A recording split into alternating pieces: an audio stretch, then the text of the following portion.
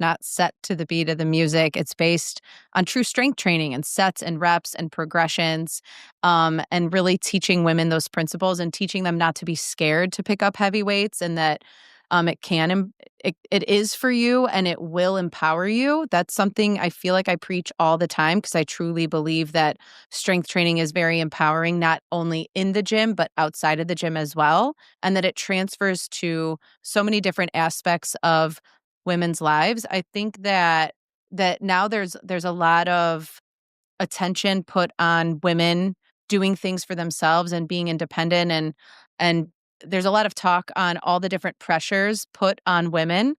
And I think that that feeling a sense of accomplishment, and that can start in the gym, has such a profound effect outside of the gym too, in terms of bringing confidence to those other areas of life. Welcome to Real Women, Real Results, the podcast where we go beyond the reps and dive into what it really takes to live a stronger, healthier, and more confident life. I'm your host, Jamie Revelle, women's fitness expert and founder of W3 Body Women's Training Gyms in Chicagoland. Each week, we'll bring you real stories, expert insights, and the tools you need to create real results. Let's get into it. Welcome to a special crossover episode of Real Women, Real Results and the Quench Life podcast. I'm Jamie Revelle, owner of W3 Body Women's Training Gyms in the Chicagoland area. Hi, I'm Jillian Russo, and I own Quench Training for Women, and we are located on Cape Cod in Massachusetts. I'm super excited to be working with Jamie to collaborate on some podcasts. I had reached out to her just as being a woman-only fitness business trainer. There's not a lot of us out there, and I thought it would be a great opportunity for us to connect and not only talk about, what we see in the gym and struggles, but positives and negatives and all that good stuff. Yes. And to kick off this collaboration, we are going to talk about our similar upbringing in the fitness industry. And we both grew up the daughters of gym owners. Our moms owned women-only gyms. My mom, I know, in the 80s and the 90s, 2000s. How about you, Jill? Yes, my mom, we were up until, same thing, right? In the life of all the aerobics Yeah. and fabulous 80 outfits. I remember that fondly. It was always about having the best fit for your workout. Yeah, totally. Some really, really fun stuff. And I was actually just thinking of back on this the other day, what it was like growing up, in the fitness industry. And I remember sitting in my mom's office, and her office was attached to one of her gyms, and the pounding music that came through the walls, and that you just it just was part of working in that office. And she had a pretty big office at the time, probably like 15 to 20 people. And, they just learned to work through this like aerobics music that came through the walls every day. It's just kind of fun. Yes. Unique. I can agree that, you learn, I probably grew up listening to all of the, I think at that time it was when it was fake music, so it was like a popular song, but they remade it to be somebody that wasn't famous. I'm probably the only person in the world that can like turn on music and come up with what we're doing because I can get the step count right because that's how we totally we did it right for That years is and how years. we were first trained. Like I remember I don't know who it was, someone that worked for my mom and like teaching me, your 8 count in the beginning, and you just had to be able, like, they would turn on the music and you had to just kind of start from there. But yeah, I have never passed that information on to one of my coaches these days. You haven't? No. I feel like it's a good lifesaver. Yes. I mean, yeah, absolutely. So why did you decide to continue, being in your mom's gyms? Did you start, did you grow up in the gym or what did that path look like for you? Yeah, for me, I definitely did. I remember when sports ended in high school, I needed a job. It just kind of seemed natural. And so I started just because I really enjoyed being active and started getting certifications. I went away to college. I taught classes. I worked at various gyms. I don't know. I knew the gym business. It's what made sense. So after that, I was like, do I try to get a corporate job? Do I work for my mom? And ultimately, that's what I decided, was to work for her. I figured I would get the most experience, like really hands-on experience, and be trusted with things I wouldn't be trusted with at, a different company. So yeah, that's what I did, and just learned a lot about marketing, management, operations, sales, and then later got into the training side and the coaching side and just kind of took it from there. I really love training and coaching. I really like the ability to be hands-on with members versus, just kind of signing them up for a membership and saying, good luck. I hope you get results. Mhm. So I love what we do. How about you? I didn't go that path. My mom, she had 3 gyms, and I think I was, like, running through for my life. I did work at them in my teenage years, but, just was like, "No, this is not what I'm doing or what my interest is." And you just unfortunately can't get you can't get away from it. Yeah. I ran my mom's big gym for a while, and I think that the hardest part with that was watching women come in and, everybody goes to where they're comfortable, which is typically some version of cardio, group exercise classes and environments that we know that just don't work. So when I finally was like, I guess I'm gonna do this after long, hard decisions, because my dad always used to say to me, I'm not hireable. Nobody's going to hire me. So hire Just because, yourself. yeah, hire yourself, too much of an entrepreneur. But it's in your blood. I'm the same way, having this gym and really having an opportunity to show women how to be successful and to lead them down a path that doesn't have to be crazy. It doesn't have to be complicated. But also teaching women how to lift weights, I think, is super cool because we have a lot of women coming in that are in their 50s and 60s that have never been in a gym before. And like that is so fun to teach them, how to lift. And then, a couple of years later, we have one girl that's, 80 pounds on her deadlift right now. And when she walked in, she was a gym virgin. So there's so much positive that That's comes cool. from being in this training environment. Yeah, totally. And yeah, I hear you on wanting to do things like yourself in your way. I worked for my mom until from 2012 until 2020. Well, really, it was the pandemic. Actually, I was admittedly thinking of exiting the industry in 2019, 2020, and then the pandemic just kind of roped me back in. But after that, the gym that I was managing, we survived the pandemic, and I'm like, but I want to do things my way. So then we structured a deal to where I bought the gym in 2021 and then really had worked to change it to a training centric facility, and then Mm. opened my training only gym for women in 2023.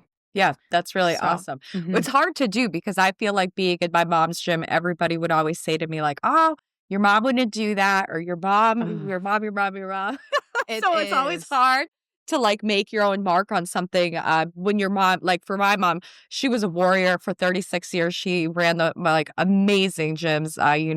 She was amazing. She's still here, so she's amazing. I Yes. just, every day try to wake up and try to fill the shoes that she did. But it's definitely hard to make change in an environment that she created. Yeah. So that's why, 7 years ago we made Quench. Yes, and you went the route of totally changing the name. I have W3 Body. It's the W3 is a legacy. My mom's gyms were called Women's Workout World. And there's pros and cons to it. I think it's cool that, there's a legacy piece to it, but it was definitely challenging. Even opening this location, there was a lot of brand recognition, but the challenge was there as well of people thinking that we were what Women's Workout World was. And Mhm. kind of similar to what you're saying with like people were like, well, your mom did it this way. Well, Women's Workout World was this way. Cool. But it took a lot of repetition of we are not Women's Workout World anymore. Amazing brand and Mhm. did so many amazing things for women for all of those years. But we are the next gen.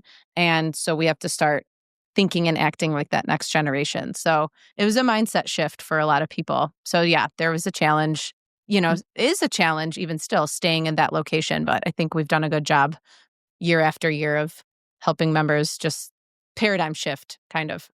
Right, right, make that change. Mhm. And I think what's hard with fitness is it's ever changing. I feel like the last few years has kind of been one of the few where it's kind of flattened out education and information wise, where people are focusing and starting to see that the strength training is where it is, functional for everybody. Mhm. So I think that that makes a big difference for us as well. Yeah, I think so. I think so too. I think I've said this actually multiple times recently, where I think we're in a really good position as our population that we're serving is women only, and that we focus on strength training at a time in this industry where there's a lot of positive external factors, I think helping that, like bringing education and awareness Mhm. to like, hey ladies, you guys really need to strength train throughout your life. Not Mhm. just young, not just old, but your whole lifespan. It's super important as you age. Yeah. And I think what's weird too is that so like my mom's so my great grandmother, they didn't work out. There was no education, there was no anything. And a lot of these women were 90 pounds soaking Mhm. wet, Yes. but My grandma. they couldn't get up and down off of a chair. They couldn't care for themselves. So now I think our generation and our mom's generation are starting to see like, oh, I don't really want to live like that. We need to take care of ourselves, and I think that it's a really cool thing to see. Mhm. Yeah, I agree. I really like that people like, the members that were around, if they get a particular diagnosis from their doctor or, they feel like they feel their age, that they're doing something about it and they're kind of taking matters into their own hands and they're not just accepting that new reality or thinking, okay, I'll just take medication for it. They understand that there are things they can do to change and to better their lives for the rest of their lives. And that's where we come in. And I'm glad that people are turning to things like strength training to help them. Yeah. Well, the good news is there's never too bad of a point to start, right? You Or can too old of a start point. tomorrow, exactly, Yeah, and still be successful with that. totally. Absolutely. So, does your mom visit the gym often? She actually trains at the gym. Oh, She's awesome. here once or twice a week at the gym, still giving me critiques, which I love. She'll be like, "Jillian," like, "Yes, mom." Yeah. How about your mom? Uh, she currently lives out of state, but Oh, she's looking to move back, to be closer to her grandchildren, and I mean, her children too, I guess, but, we are less important these days, which is okay, but knowing your place is important. yeah. But, I keep telling some of my members, I'm like, "Ah, it would be so I really want her." Like, she would just, fit in so well, and I really want her to get into our strength training programs, like, she would thrive, and so I'm really looking forward to her moving back so she can be here. But, Yeah. it's cool, we had our member party, our holiday party the other day, and, some of the members I just hung this, like, retro sign, that says Women's Workout World. It's a mirror actually in the front because 'cause I'm like, this it was in my mom's old office, it was in her garage, and I just Yeah. got it up here, and I hung it up because 'cause I'm like, "This is some cool retro decor." And they were like, "Oh, W3 stands for Women's Workout World," like, for those that didn't know, like, "That's so cool." And so one of the members had this idea of, like, because a lot of them started at one of my mom's gyms back in the day, and, like, "Yeah, I think it would be cool if we all wrote your mom a note, like, thanking her for, like, initially Uh, getting us into fitness, and now it's come full circle." I'm like, "That yeah. is so cool." I mean, That that would be awesome to deliver that to her, you know? yeah, that is super cool. Yeah. I think any type of life impression anybody has is super important and impactful, and I love that idea. Mhm. I How know. retro is the mirror, though? You're gonna have to post Oh, a photo of the mirror. I will post a photo. Yeah, you will be like, "Okay, yeah." That it's not like retro 90s, it's retro, like, early Oh, 80s. yeah, I Yeah. have a vision. Uh-huh. It's good stuff. I love it. Yeah, I think back in the '80s too, because my mom's gym was called Women's Workout Company. So it's very hard to name a gym, especially a women's gym, because Apparently. there's only so many words you can use. Right. Do you have a lot of members from your mom's like, any of the old gyms? We have some. We're now we're have about 200 members here at the gym. But it's a good mix, it's a mix of people that have, kind of grew up with my mom, and lots of new faces too. So, it's a good variety, but, I see people out all the time, when anything that you do, where we live is like a little island off of Boston. So Mm, anytime you go out, you run into people. We see people all the time. So cool. it's all good. Yeah, it's Yeah. all positive. Yeah. Your gym's like a community within a community, which is fun. Mm. Yes. Yeah. No, I totally. love it. What did you want to do differently than our mom's generation? I think that, really creating, within my space, it's a specific strength training space. Like there is, while I love the color pink, there's not pink weights. There's a lot of heavy looking equipment. And I always tell women when they come in, like, this looks intimidating back here. Keep in mind, we're going to start where you are in your fitness journey. But I really wanted to create a space that was strong and not like, well, we lift weights here, but it's pushed aside and Mhm. cast over weights. Like we have weights, we deadlift kettlebells that go up to 100 pounds plus. And I wanted you to walk in and kind of go like, oh wow, this is something that I've never felt or seen before. So that we could really start challenging that sense that women need their own little workout space, or the corners with just light weights or whatever it might be. I really wanted to create a clear space of what was happening when you came here, so that the women could see how cool it is.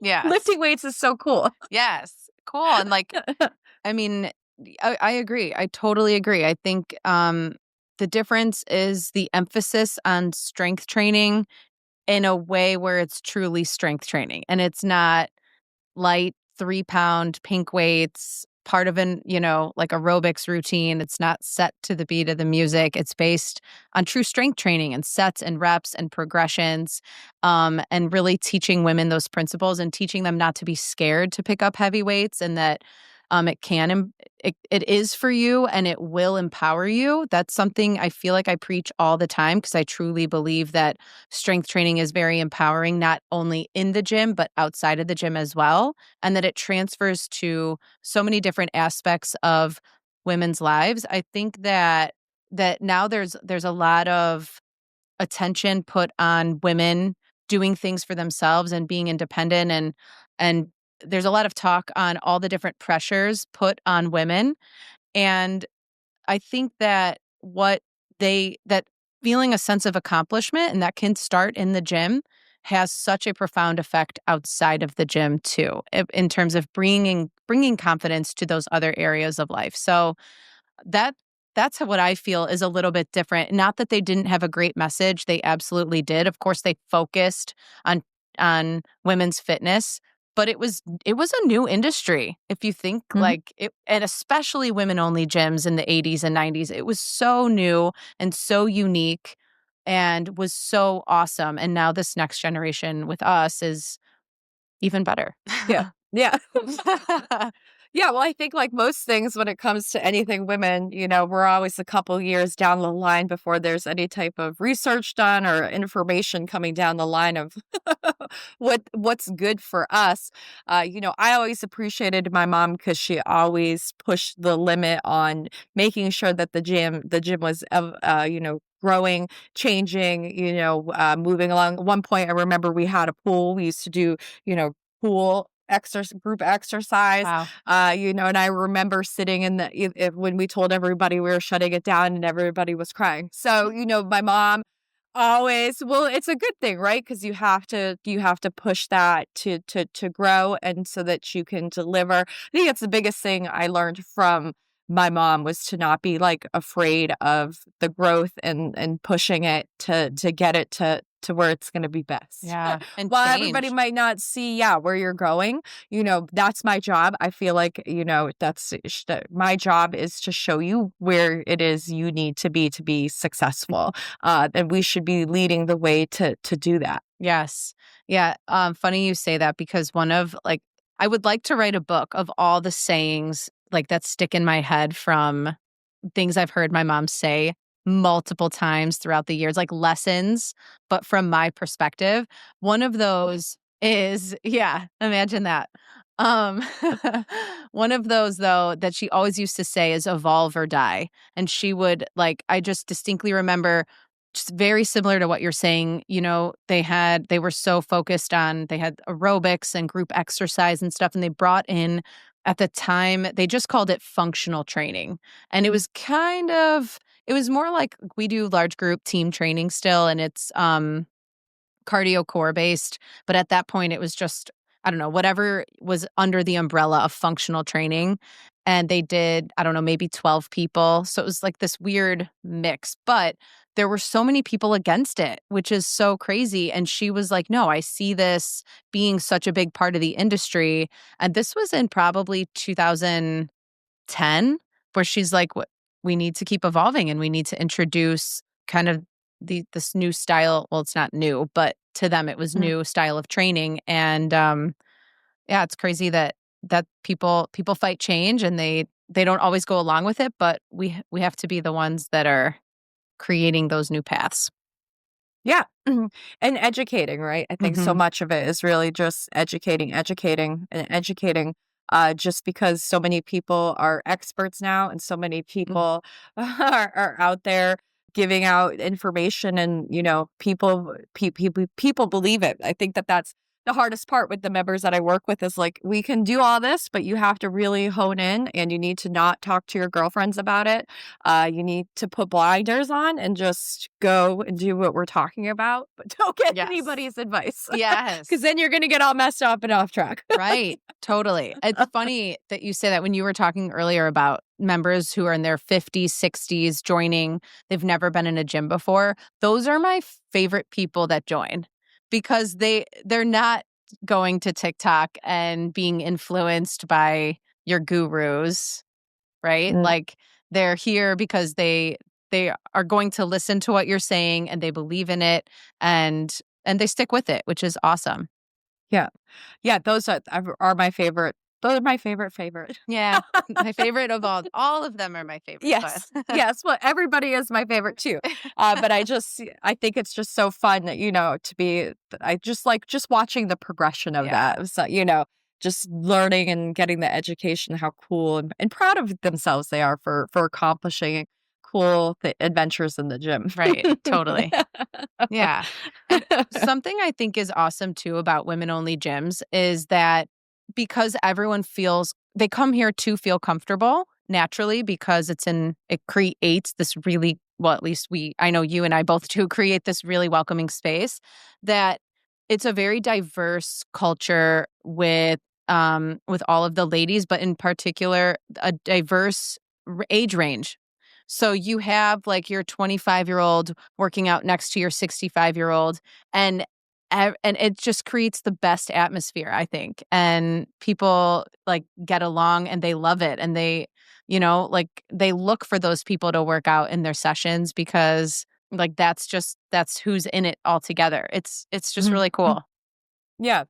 Yeah, well, I feel like a lot of us, we don't realize, like we go to work and do whatever, but as we get older, it gets so much harder to make friends. Mhm. So Totally. finding somewhere where you can find similar people, I think makes a huge difference in that. We do like book club, the craft days and stuff like that, Awesome. just because it's like, it's cool just to meet different people and hang out and Mhm. have an excuse to see who else is in the gym and build those relationships. Right. Depending on what age you are and if you have kids and how old those kids are, typically as an adult, you make friends probably based on your kids and like, who they go to school with. But it's cool to have your own community that you find Mm, with women who have similar likes and interests and goals as well. So yeah. Yeah. No, it's totally true. mhm. Yes. How does the sense of legacy motivate you when things get hard? Honestly, the days when I have hard days, I always, will sit at my desk and giggle to myself because I'm like, my mom had 3 gyms at one point, that were about 45 minutes between each other. And there was most days that she would go to like all three gyms, and I was like a teenager, an awful teenager at that. And she'd bounce around managing all this stuff. And I'm like, I sometimes have no understanding of how my mom did it because I'm tired and stressed with my little gym and my 10 staff members. But I'm always, I think that's just a flipped coin of just never understanding until I got to the age that I am, of how hard that she worked, and how important what she was doing was, and just how she just kind of set that path for me. Mhm. I don't know that I'll ever be able to do what my mom did to the same level that she does it. I, get up every single day and try my hardest to be that person. Mhm. But she was amazing, and I truly, truly don't know how she did it all. I hear you. Yeah, I think about legacy in terms of like impact with all of the gyms that my mom had. She actually had a franchise division as well at one point in her career. And so she had about 10 franchisees, and she was the franchisor, and she had her own gym. So just like the impact of her brand was so huge and vast across the Chicagoland area, which is why the name is so recognized. And so when I think about legacy, I think about like the impact that she had on so many women. I chose to carry on the mission and to include that recognition and that brand in my name, and that's important to me, and it's important to carry on that impact. So even as the question I had asked you about when things get hard, like I try to remember like all of the positive things and like member feedback and those wins, big or small, and usually that kind of puts my calms my mind and puts me back into like a focused direction, which is important Mm. to carry that on. So, yeah, so this collaboration was definitely Jill's idea. She reached out to me, and this is just the first of various episodes to come. Jill, just so our listeners know, like, what is the idea behind this collaboration, and what type of topics do you hope to cover? Yeah, I think for me as a woman's only training gym owner here on the Cape, it's hard to find people that have like minds, that are working in the same type of place that I am, with the same women in our training gyms. So I feel like our lives are follow very similar paths. And I think one of those paths is making sure that the people that we work with are getting the most accurate, educated information that they can. So this gives us an opportunity, I feel like, just to chat about things maybe that we see in our gyms, or experiences that we've had, or how, different stories or whatever the topics might be. But just being able to throw in somebody else's mind that's in this industry too, so that we can deliver clear, specific information, so that the members and all those listening get real information and details. Yeah, definitely. And I have done some collaborations with other gym owners, but they happen to be all male. So it is nice. And I'm so glad you reached out to me. Ew. Um, so glad you reached out because yeah, it's great to just jam on topics like you said that we see every day. I mean, I'm there's so many questions that we're asked daily, whether it's by our staff, coaches, members, that I can't even think of, but that are really good questions and important topics to cover. So I think it's great to be able to Yeah, do them together. we'll write them down between now and then. Yes, perfect. Yes, because if one person's asking them, then most likely at your gym, for example, most likely someone at Mhm. my gyms are asking as well. Yeah, no, I agree. And I think getting clear, concise information these days is really hard. So, it's an exciting thing to have the both of us work together to deliver that. Definitely. Yes. So wrapping it up with some gratitude and reflection, this, Thanksgiving week here, what comes to mind when I ask, like, what are you most thankful for this year? Ooh, that's a loaded question. Let's see. Lay it There's all so out many, there. I know, right? There's so many things to be thankful for. I have an amazing family that puts up with me every single day. So that's a huge one. I'm so thankful for my members. We're in the process this week, actually, of going through a makeover at the gym. We're getting new equipment, because we got to continue paving the way of being the best. So we're actually closed this week because we're getting new flooring, new equipment, we're painting, all sorts of stuff. We're moving the gym around. So I'm thankful for their patience And support. uh, That's and huge. support for that. Yeah, it's super Yes. huge. But I think that my community of women, we did a all year. One of the taglines of Quench is to satisfy your thirst for life, fitness, and community. Cool. And one of my things with the community was, every 30, 60, 90 days, we do profit or partner with a nonprofit in our community. And I have to say that this year, we've probably given back close to $50,000 back to our Cape Cod community, whether it's in goods or money donations. And that's just pretty cool. Yeah. We are a group of 200 women that work out together, but they get behind these causes that are all based here on the Cape, and everybody just owns it. I'm looking at the lobby right now. We've got jackets and pajamas for kids, and I think we probably have 500 combined pairs of jackets and PJs. Like, these girls just get it done.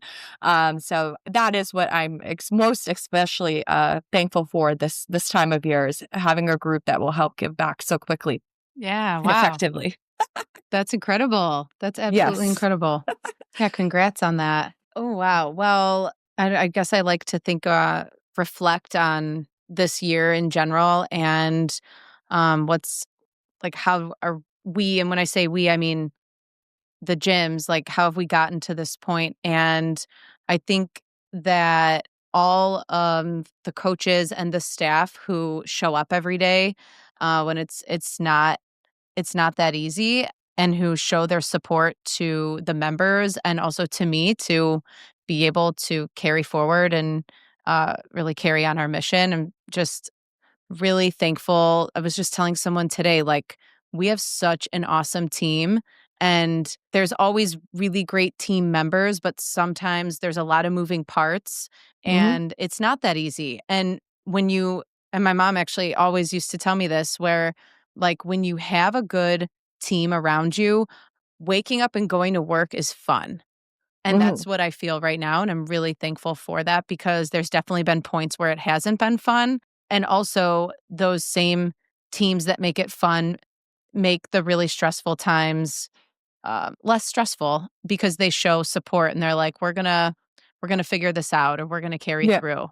As a leader, it's oftentimes pretty lonely at the top, so it's really great those small pieces of information. It's really great to hear. So I'm just really thankful for the support from the members, staff, and then my family, because here where I'm sitting in my office, and 2 years later, it's here because of the support of all the people around me. So Yeah. I like to reflect on that. And now it's just being tasked with telling them that in person.